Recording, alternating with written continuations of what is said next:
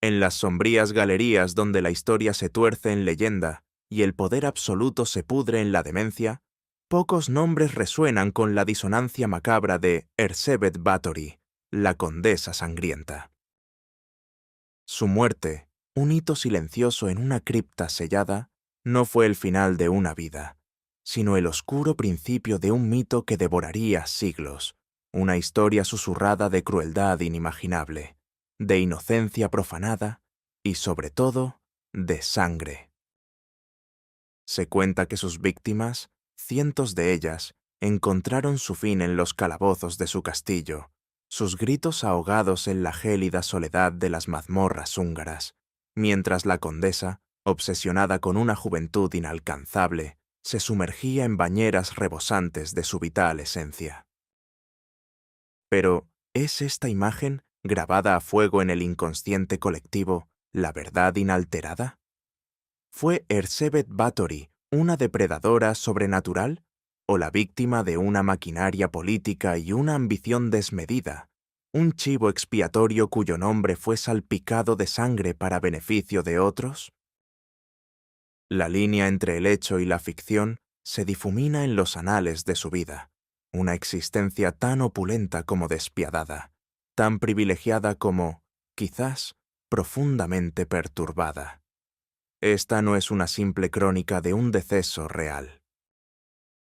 Es una excavación forense del alma, un descenso a los abismos de la psique humana cuando se le otorga un poder ilimitado, y una exploración de cómo la historia, contada por los vencedores, puede transformar la realidad en un tapiz de horror indeleble. ¿Qué demonios acechaban en los corredores de su mente o en los salones de la corte que conspiraron para forjar a la figura más infame de la nobleza europea? Acompáñenos en este viaje a través del tiempo, a las turbias y violentas tierras de la Hungría del siglo XVII, donde la sombra de una condesa aún se cierne sobre el castillo de Chachtice, y donde la verdad, como la sangre, ha sido derramada y dispersa, quizás para siempre. El año 1560 no fue un año cualquiera en la convulsa historia de Hungría. Mientras Europa se desgarraba en guerras de religión y la sombra otomana se cernía amenazante sobre sus fronteras orientales, en la majestuosa fortaleza de Nir Bátor, al este del reino, nacía una niña que estaba destinada a ser, para bien o para mal, un nombre imperecedero, Erzsébet Báthory. Su linaje, el de los Báthory, era uno de los más antiguos y poderosos de Hungría, una estirpe de guerreros indómitos, de estadistas astutos y de nobles, con un innegable sello de excentricidad, sino de algo más oscuro. No era raro que la locura, o al menos un temperamento volátil y propenso a la violencia, se manifestara en las ramas de su árbol genealógico. Por sus venas corría la sangre de príncipes de Transilvania, de voivodas de Valaquia y de reyes de Polonia, incluidos nombres como Esteban Báthory, un astuto monarca que desafió al mismísimo Iván el Terrible. Este pedigrí, tan deslumbrante como inestable, le otorgó a Erzsébet un estatus inigualable, pero también, quizás, una predisposición a los excesos, una noción distorsionada de la impunidad que el poder confería. La infancia de Erzsébet se desarrolló en medio de una opulencia inmensa, pero también en un ambiente de aislamiento y rigidez propias de la alta nobleza de la época.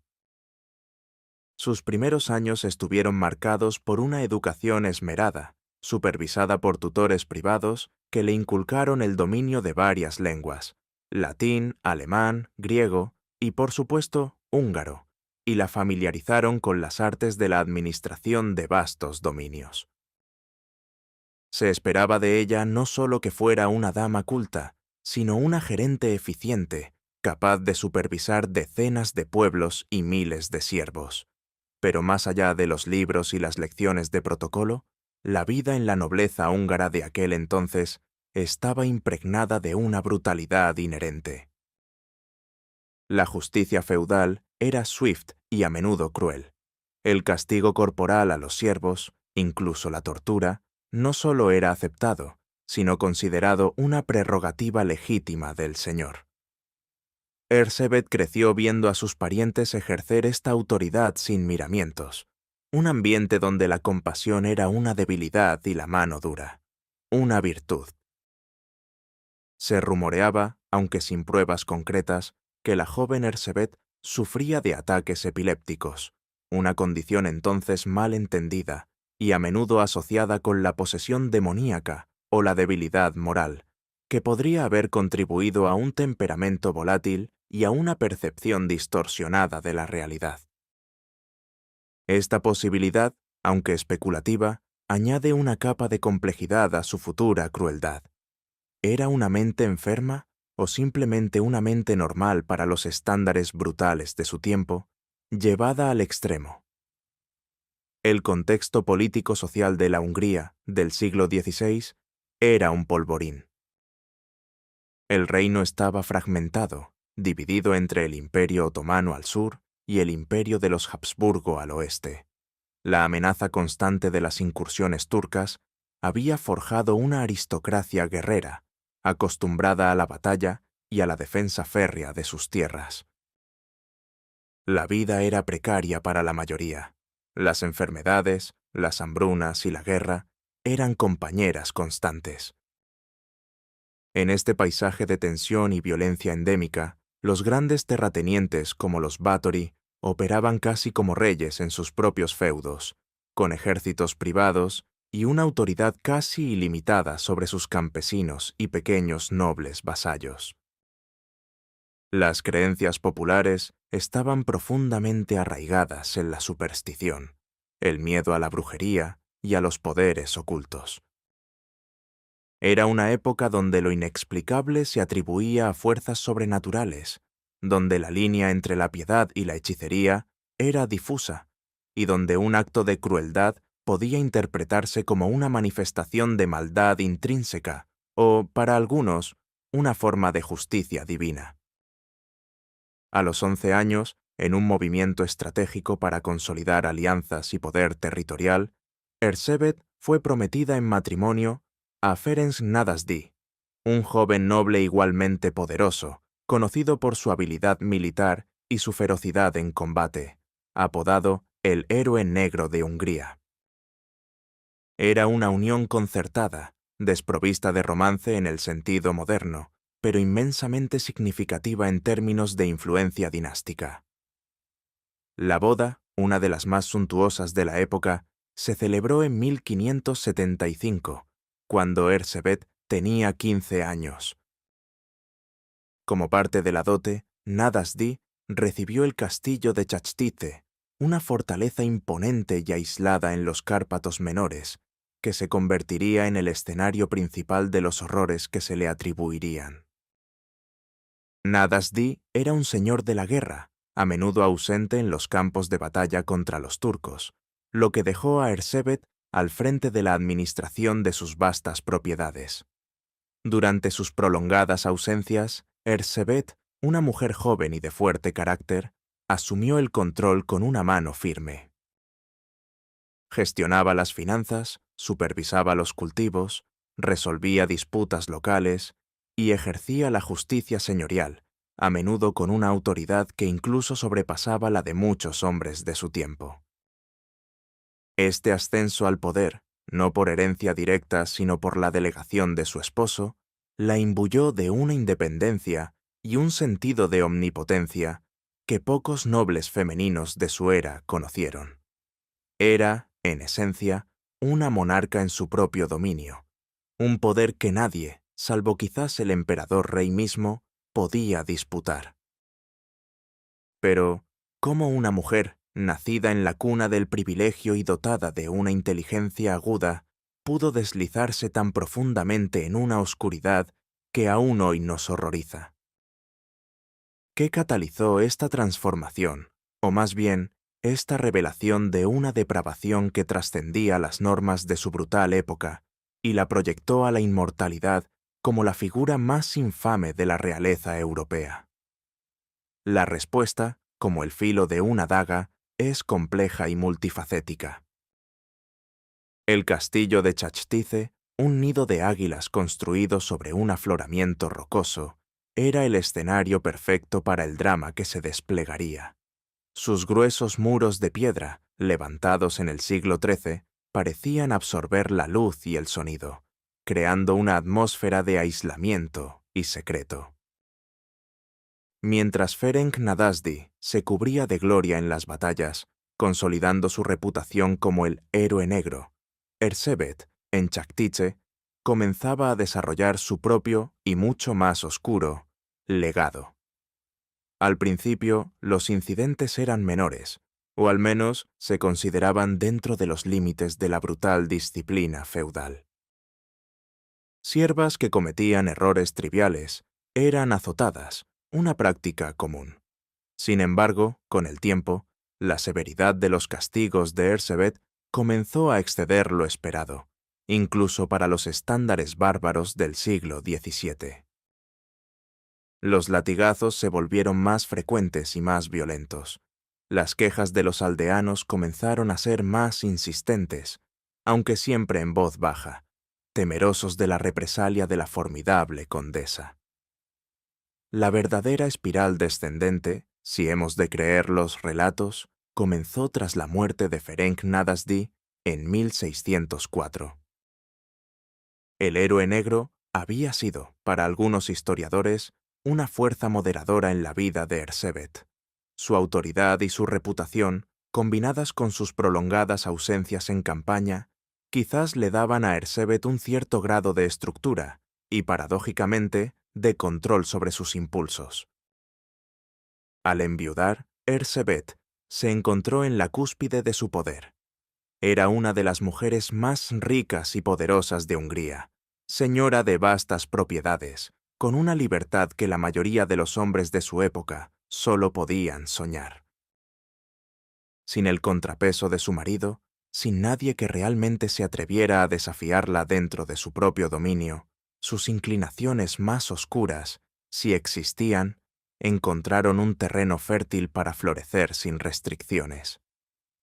La ausencia de Nadasdi dejó un vacío, no solo emocional, sino también de autoridad. La condesa, quizás presa de la soledad, el aburrimiento o una patología latente, comenzó a buscar nuevas formas de entretenimiento, nuevas válvulas de escape para una energía contenida que ahora se liberaba sin control. Fue en este periodo cuando las acusaciones se tornaron verdaderamente espantosas.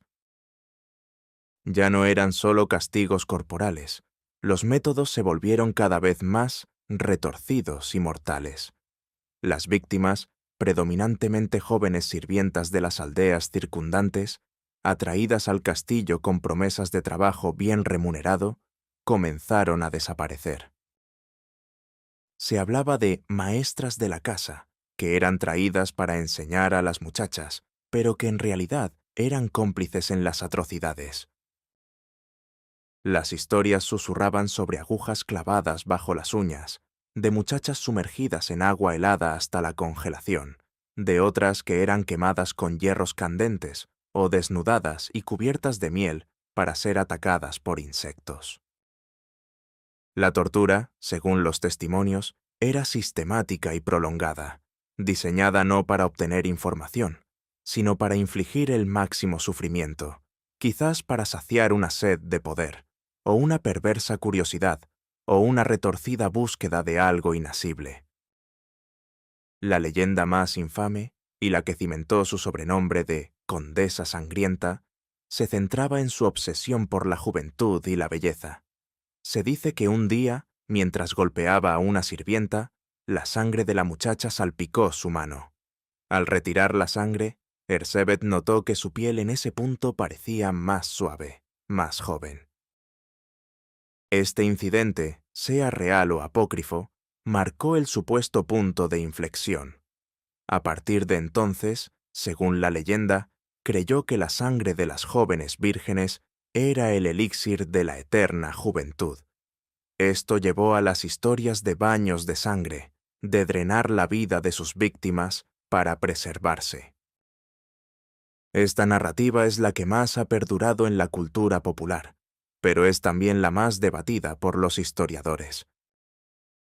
No hay pruebas físicas irrefutables que corroboren la existencia de tales baños de sangre, y muchos historiadores modernos sugieren que esta fue una adición sensacionalista posterior, quizás para demonizarla aún más o para explicar lo inexplicable de una manera morbosa y fácil de recordar. Sin embargo, la obsesión con la belleza, los cosméticos rudimentarios de la época y el envejecimiento eran preocupaciones genuinas para la nobleza. Si Erzsébet realmente creía en tales supersticiones, esto podría haber sido el catalizador para su crueldad más extrema. Erzsébet Báthory no actuaba sola. Tenía un círculo íntimo de cómplices, figuras sombrías que eran, según los testimonios, sus instigadoras y ejecutoras.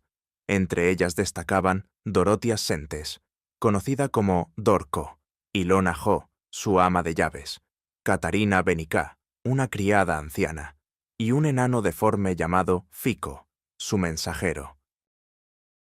Estos individuos, ya fuera por lealtad ciega, miedo a la propia condesa, promesa de recompensas o una complicidad en la depravación, desempeñaron roles cruciales.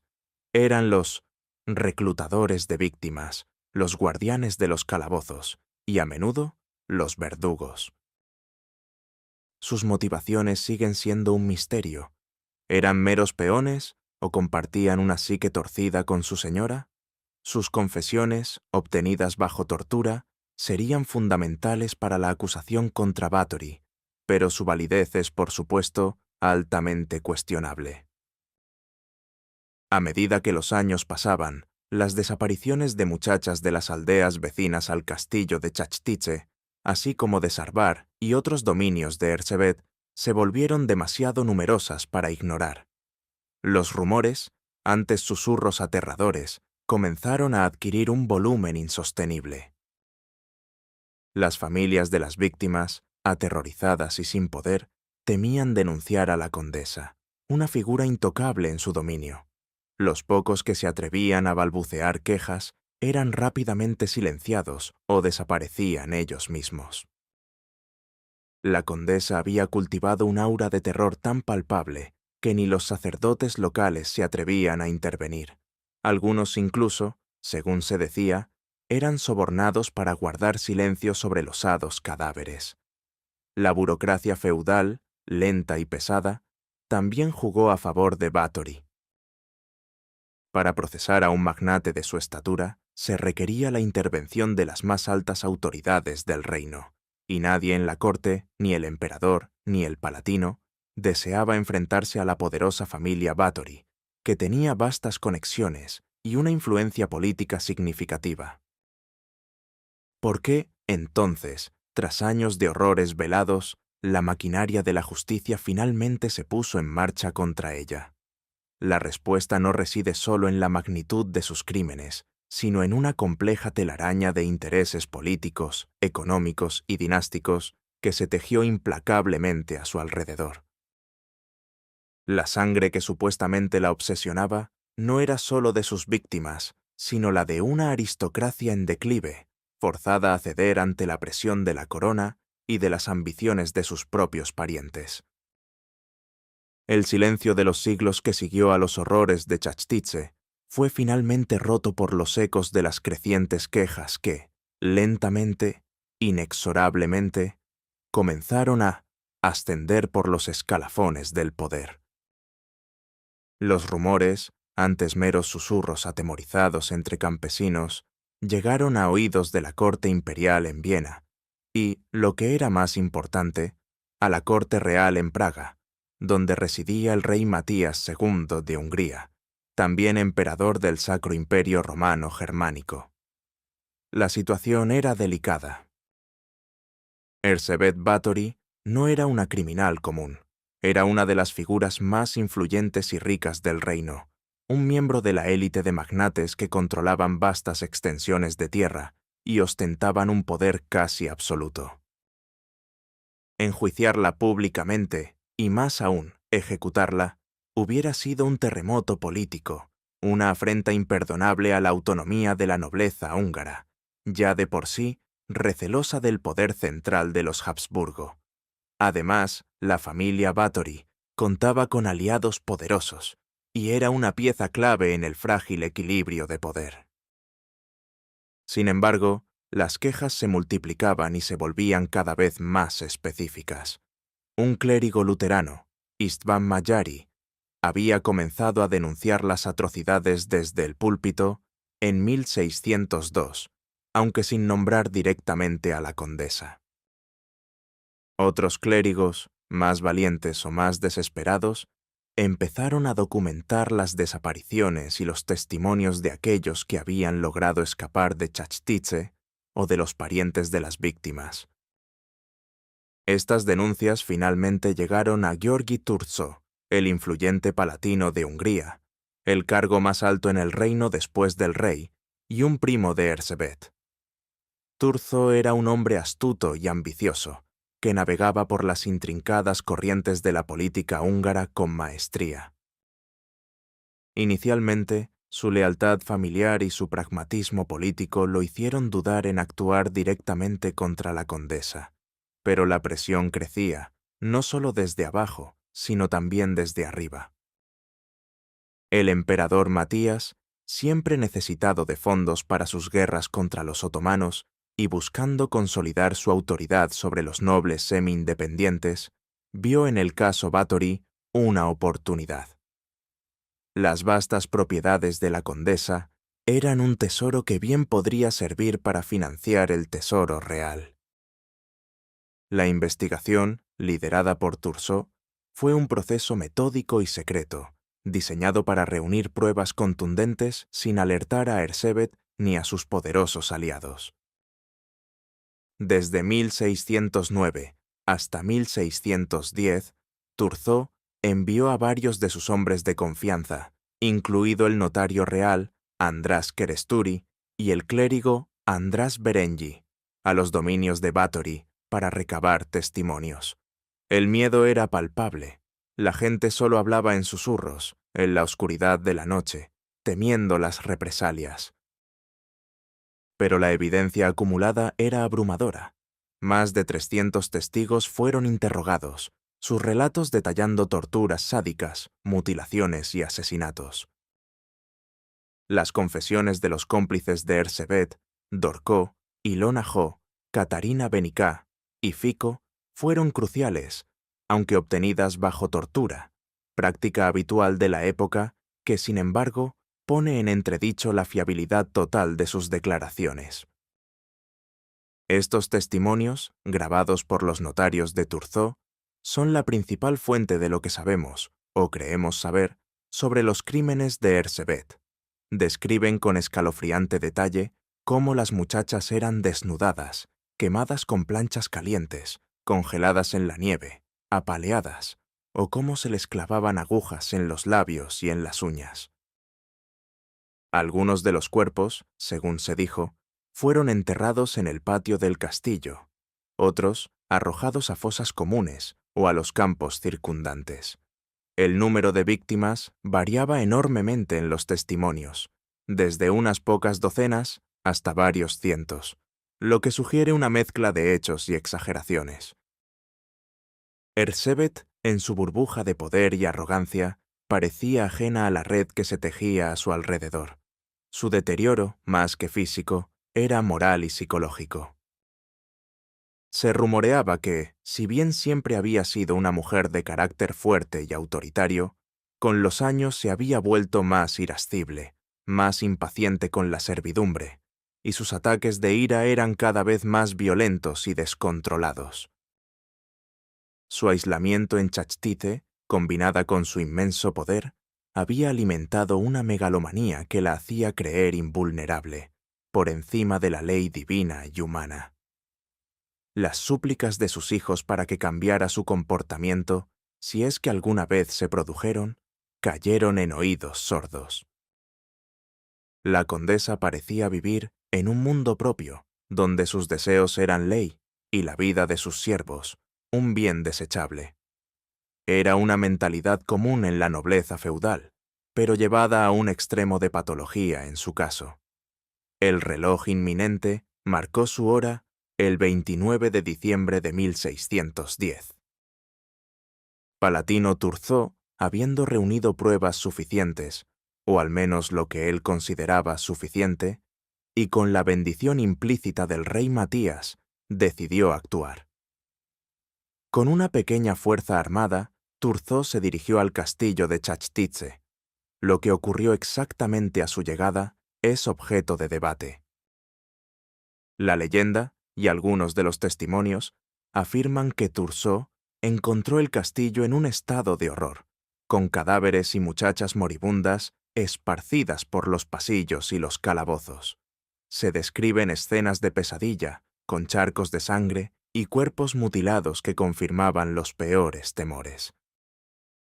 Sin embargo, los historiadores más escépticos sugieren que estas descripciones podrían haber sido exageraciones, diseñadas para justificar la acción sin precedentes contra una noble de su talla. Algunos argumentan que Turzó pudo haber plantado algunas pruebas o que las escenas fueron malinterpretadas en la confusión del momento. Lo que sí es cierto es que Ersebet fue sorprendida, fue arrestada y sus principales cómplices fueron detenidos y sometidos a un juicio sumario, rápido y brutal. El destino de los cómplices fue un presagio del fin de la propia condesa. El 7 de enero de 1611, en una ceremonia pública en Sekte, Chachtitze, los acusados fueron juzgados. Dorcó, Ilona Jo y Josefka fueron sentenciadas a ser mutiladas y quemadas en la hoguera, un castigo que reflejaba la creencia de que habían practicado la brujería y la depravación. Fico, considerado menos culpable o quizás menos capaz de infligir daño por su físico, fue decapitado y luego quemado. Catarina Benicá, la anciana criada, fue liberada por falta de pruebas consistentes. Las ejecuciones fueron un espectáculo macabro, diseñado para enviar un mensaje claro a la población y a la nobleza. Ni siquiera los siervos de la condesa sangrienta escaparían a la justicia real. Pero Ersebet Báthory, la principal acusada, no estuvo presente. Su noble estatus la protegía de un juicio público y una ejecución ignominiosa. En su lugar, se le impuso una pena que, para una mujer de su orgullo y su insaciable sed de poder, sería quizás un tormento aún peor que la propia muerte: el encierro perpetuo. La sombra del verdugo no se cernió sobre su cuello, sino que se convirtió en la oscuridad de su prisión, una jaula de piedra en el corazón de su propio castillo, un destino sellado por la ambición, la desesperación y, sobre todo, por el peso ineludible de su propia infamia. ¿Qué sucedería cuando el reloj de arena de su libertad se agotara y las paredes de su propia fortaleza se convirtieran en su tumba viviente, un monumento silencioso a los horrores que supuestamente había cometido? La decisión de Gheorghi Turzó de no someter a Ersebet Báthory a un juicio público conllevaba una profunda carga política y legal. La ejecución de un miembro de la alta nobleza, un magnate con ramificaciones familiares que alcanzaban las más altas esferas de la aristocracia húngara e incluso la corte imperial, habría sido un acto sin precedentes y extremadamente peligroso. Podría haber provocado una rebelión de la nobleza, una acusación de abuso de poder por parte del rey Matías, o incluso una guerra civil. La solución de Turzó fue un compromiso pragmático. Ersebet no sería juzgada formalmente por sus crímenes ante un tribunal, ni condenada a la muerte ignominiosa reservada para los plebeyos y los herejes. En cambio, su destino sería una pena considerada más apropiada para su rango, y quizás más cruel para su ego: el encarcelamiento perpetuo, el olvido, la negación de su existencia social sellada en las profundidades de su propio castillo, la fortaleza de Chachtitze. Así, tras el juicio y la ejecución de sus cómplices, la condesa sangrienta fue encerrada en una de las habitaciones de su propio castillo, una torre de la fortaleza que había sido testigo mudo de sus supuestos horrores. Las ventanas fueron selladas con ladrillos, dejando solo pequeñas rendijas para la entrada de aire y una precaria luz. Las puertas fueron tapiadas, dejando una única abertura por la cual se le pasaba la comida. Era una tumba viviente, una celda diseñada para que la prisionera nunca volviera de Temptor y a ver el mundo exterior, ni que el mundo exterior la viera a ella. La soledad, la oscuridad, el silencio roto solo por los sonidos del viento aullando en las almenas y, quizás, los ecos distorsionados de sus propios pensamientos se convirtieron en sus únicos compañeros. Esta clausura fue impuesta el 30 de diciembre de 1610 y se extendió a lo largo de 4 años de agonía lenta. Las últimas 24 a 48 horas de Erzsébet Báthory permanecen envueltas en el misterio que caracterizó su vida y su condena. No hubo testigos de sus últimas palabras, ni confesiones postreras, ni un médico que registrara sus síntomas finales. La condesa fue hallada muerta en su celda el 21 de agosto de 1614. El día anterior, el 20 de agosto, Erzsébet había llamado a uno de sus guardias, supuestamente para que le llevara algo de comida. El guardia, sorprendido por el inusual contacto directo, le preguntó si necesitaba algo más. La respuesta de la condesa fue tan escueta como enigmática. No, nada más. A la mañana siguiente, cuando los guardias llegaron para servirle el desayuno, la encontraron sin vida. No hay descripciones de su postura, de su expresión facial o de si había señales de sufrimiento o paz. Simplemente, la vida se había extinguido de su cuerpo. Era una muerte solitaria, indigna de su rango, pero quizás un final apropiado para una existencia que, según los relatos, había estado marcada por una profunda soledad moral. El silencio alrededor de su muerte es, en sí mismo, una revelación. Su final fue desprovisto de toda pompa y solemnidad real. No hubo cortejo, ni duelo oficial, ni siquiera una autopsia para determinar la causa exacta de su fallecimiento. Se asumió, o se prefirió asumir, que murió de causas naturales, quizás por el paso del tiempo, el deterioro físico en la reclusión, o la misma desesperación que debió acompañar su encarcelamiento. Para los que la condenaron, su muerte fue un alivio, el fin de un problema político y de una fuente de escándalo sin necesidad de más complicaciones. Para el mito, fue el catalizador que permitió que su leyenda creciera sin las limitaciones de la realidad. La ausencia de últimas palabras o actos registrados es un lienzo en blanco para la especulación. ¿Murió Erzsébet con remordimiento en su corazón, atormentada por los crímenes que se le imputaban? ¿O, por el contrario, mantuvo su arrogancia hasta el final, creyendo en su inocencia o justificando sus actos como prerrogativas de su clase? La falta de un testamento, más allá de la mera administración de sus bienes, que ya estaban confiscados o bajo tutela, sugiere que no hubo una última declaración, una vindicación final o una confesión. Su mente se mantuvo lúcida hasta el final o se hundió en la locura, presa de las visiones y tormentos que se atribuían a su figura. Nunca lo sabremos con certeza. La verdadera revelación de su muerte no fue un momento de verdad confesada, sino la confirmación de la invisibilidad y el ostracismo al que había sido condenada, una extinción sin ruido ni brillo. Las teorías sobre su muerte son pocas, pero persistentes. Si bien la causa oficial fue natural, algunos especulan sobre un posible suicidio por inanición o, menos probable, un asesinato silencioso para asegurar el control de sus propiedades. Sin embargo, la reclusión ya era tan efectiva que no habría habido necesidad de acelerar su fin. La teoría más aceptada es que su cuerpo, ya mermado por la edad, tenía 54 años, el encierro, y quizás una patología latente, simplemente cedió. Su muerte, paradójicamente, no resolvió los misterios que la rodeaban, sino que los cimentó.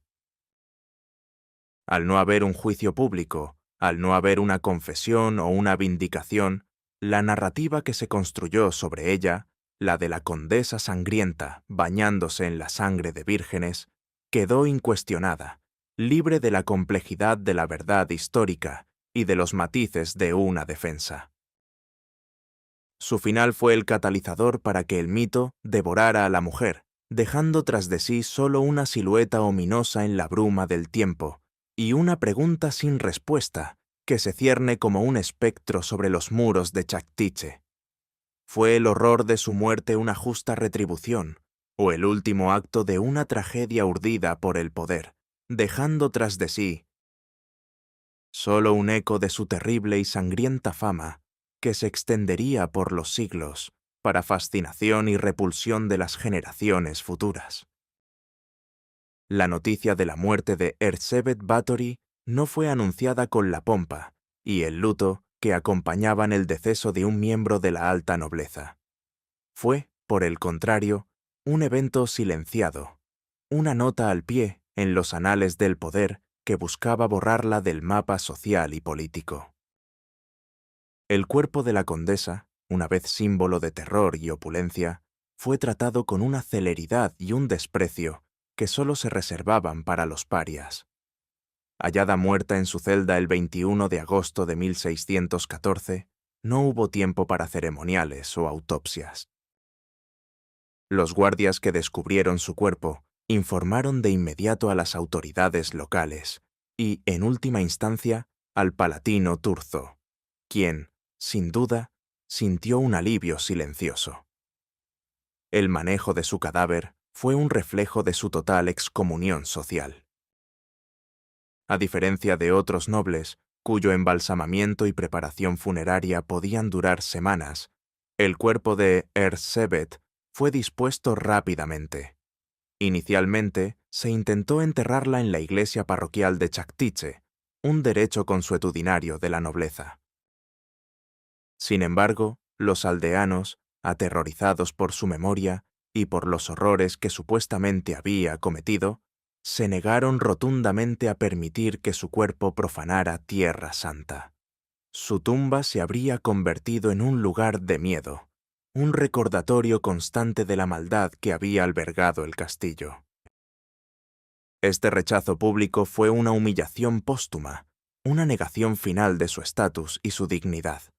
Ante la oposición de la población, el cuerpo de Erzsébet fue finalmente enterrado en una cripta familiar, aunque el lugar exacto sigue siendo un punto de debate histórico.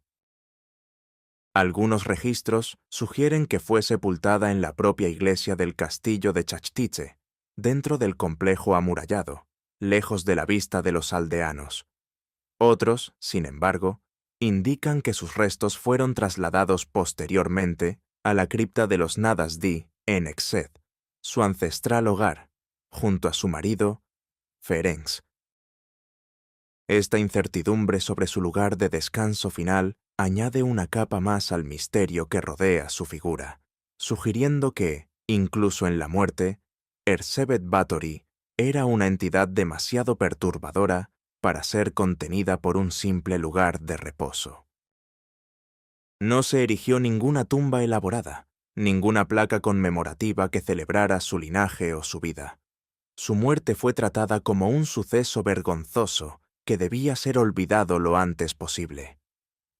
Las reacciones a su fallecimiento fueron variadas, pero predominantemente teñidas de alivio. Para el rey Matías II y el palatino Turzo, la muerte de la condesa simplificó enormemente un problema político espinoso.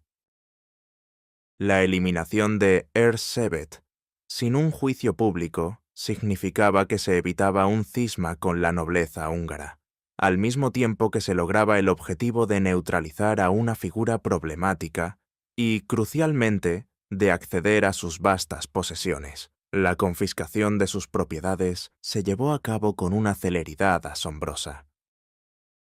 Las tierras de la familia Nadasdi y Báthory, que eran inmensas, se repartieron entre los herederos masculinos de Nadasdi, así como entre Thurzó y la corona. Este aspecto económico es a menudo señalado por los historiadores revisionistas como una de las principales motivaciones detrás de la persecución de Erzsébet, no solo una cuestión de justicia, sino de adquisición de riqueza. Sus propios hijos, aunque supuestamente aterrorizados por ella y avergonzados por su reputación, se vieron en una posición delicada. No podían lamentar públicamente a una madre declarada monstruo, pero debían asegurar la continuidad de su linaje y la preservación de su fortuna. Su hijo, Pablo Nadasdi, se esforzó por rehabilitar el nombre de la familia en las décadas siguientes, un testimonio del estigma que la memoria de su madre había proyectado sobre ellos. Para el pueblo llano, la muerte de la condesa fue una liberación. Los gritos de las supuestas víctimas cesarían para siempre, y el miedo que había paralizado a las aldeas alrededor de Chaktiche finalmente se disiparía. No hubo muestras de luto genuino, sino una mezcla de catarsis y, para algunos, una confirmación de que la justicia divina o terrenal, por fin, había alcanzado a la diablesa. El vacío de poder que dejó su muerte fue llenado casi instantáneamente. Las administraciones de sus vastos dominios pasaron a nuevas manos. El castillo de Chachtiche, despojado de su señora y de su aura de terror activo, cayó en un relativo abandono. Sus muros se convertirían en un monumento silencioso a la infamia, un lugar donde los vientos silbarían las historias de sangre. La transición fue fluida, demasiado fluida quizás, para no levantar sospechas sobre la predeterminación de su destino. La ausencia de un funeral de Estado, la negativa de los aldeanos a enterrarla, el silencio casi absoluto que siguió a su deceso, todo ello contribuyó a cimentar la imagen de una figura tan monstruosa que incluso la muerte no podía borrar la repulsión que inspiraba. Su final no fue un punto, y aparte, sino un gancho final, una puerta abierta a la imaginación popular que, sin las restricciones de la verdad procesal, daría rienda suelta a las leyendas más oscuras, transformando a Erzsébet Báthory en algo más que una mujer. La convertiría en un arquetipo de la maldad femenina, un fantasma eterno que seguiría sembrando la intriga y la repulsión mucho después de que sus huesos se hubieran descompuesto en el olvido.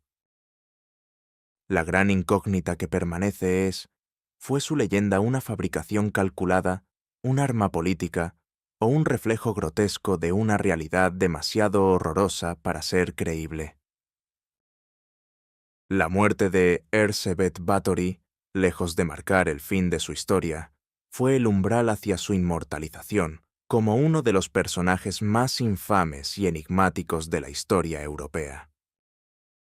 Su legado, más que un registro de hechos, se convirtió en una compleja amalgama de verdades a medias, exageraciones sensacionalistas y mitos arraigados que han perdurado a través de los siglos.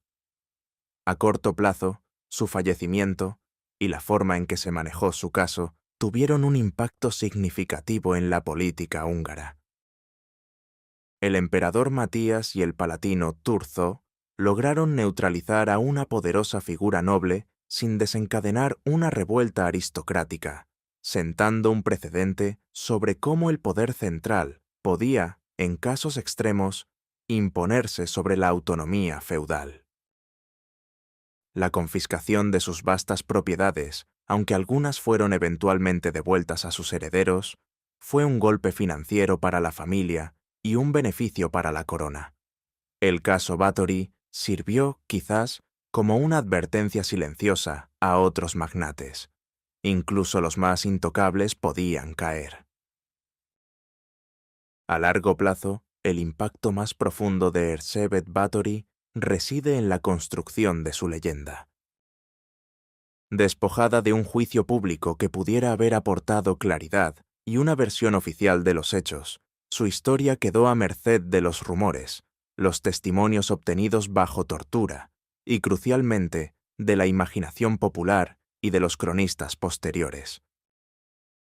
El jesuita Laszlo Turoczi fue uno de los primeros en documentar su historia en 1729, en su obra Trágica Historia, donde recopiló los testimonios del juicio de sus cómplices. Fue esta obra la que cimentó la narrativa de la Condesa Sangrienta, bañándose en la sangre de sus víctimas, una imagen que se grabó a fuego en el inconsciente colectivo. Esta particularidad, la del baño de sangre, es el elemento más debatido por los historiadores modernos. No aparece en los testimonios más tempranos con la prominencia que adquiriría después, y es probable que fuera una adición posterior, quizás inspirada por creencias alquímicas y folclóricas de la época sobre el poder regenerador de la sangre, o simplemente una forma macabra de explicar la supuesta sed de juventud de la condesa, y, de paso, de dotar a la historia de un elemento de horror sobrenatural que la haría más memorable.